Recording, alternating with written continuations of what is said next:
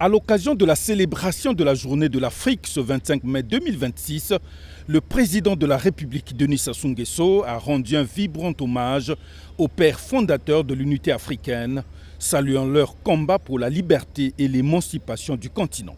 Je rends un vibrant hommage à ces valeureux combattants de la liberté et de l'émancipation africaine, et notamment Kenneth Kaunda de la Zambie, père de l'indépendance et ancien premier président de ce pays, Kwame Nkrumah, premier président du Ghana, panafricaniste, ayant prôné l'indépendance totale du continent et la création des États-Unis d'Afrique.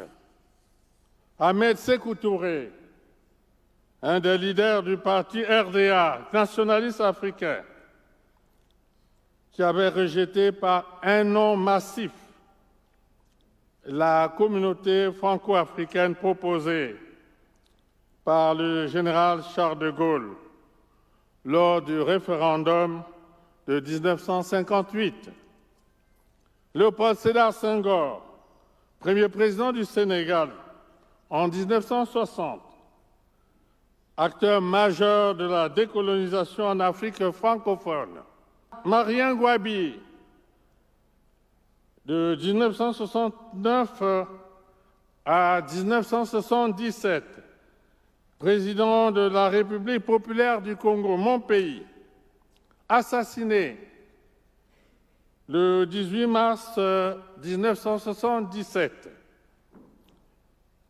Par son soutien ardent aux luttes de libération en Afrique, il a marqué d'une empreinte indélébile les conquêtes des peuples sur le chemin de la liberté, de la justice et de la prospérité. Devant plusieurs personnalités, le chef de l'État a rappelé que la Journée de l'Afrique demeure une date symbolique pour tous les peuples africains en mémoire des dirigeants qui ont consacré leur vie à l'indépendance et à la souveraineté du continent.